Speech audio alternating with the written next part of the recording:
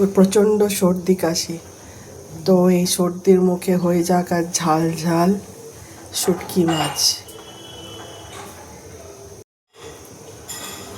এখানে গরম জলে একটু ধুয়ে নেওয়া আর কি, সেদ্ধ করে নেওয়া, তারপরে জলটা ফেলে তারপর বাকি তরকারির সঙ্গে রান্না। আলু কাটা হয়ে গেছে, যে আলু এর মধ্যেই মিশিয়ে দিয়েছিলাম আলু। তারপরে একটা কুমড়ো, আর কিছু নেই, কাঁঠালের বিচি এসব কিছু নেই, কাটোয়া ডাটাও নেই, খালি আর রসুন পেঁয়াজ লঙ্কা আর আলু কুমড়ো দিয়েই রাঁধবো। আলু কুমড়ো ভাজা হলো, এবার শুটকি মাছটা একটু ভেজে রাখবো।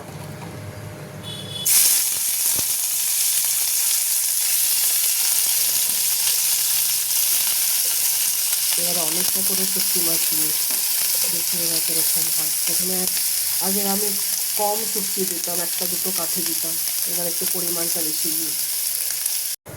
এবারে রসুন বাটা, একটু তার সঙ্গে কাঁচা লঙ্কা একটু থেতো করে নিই।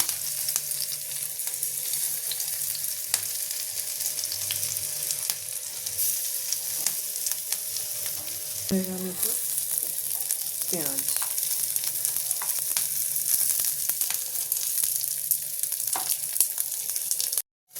পেঁয়াজটা একটু বেশি করি,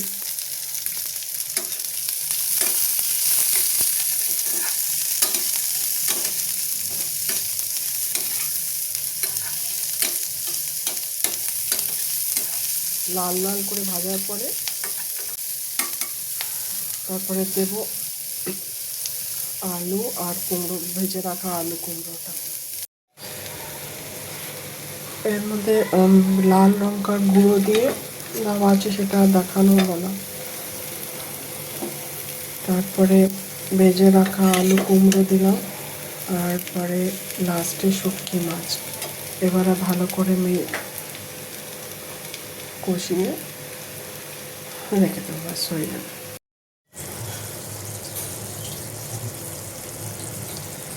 শুটকি মাছের বাটি ধোয়া জল একটু দিয়েছিলাম, এবার জলটা যখন শুকিয়ে এলো, মাখো মাখো হয়ে গেছে,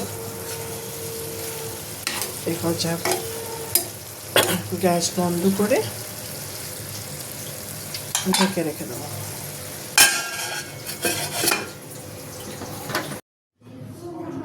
এই হচ্ছে ফাইনাল প্রোডাক্ট।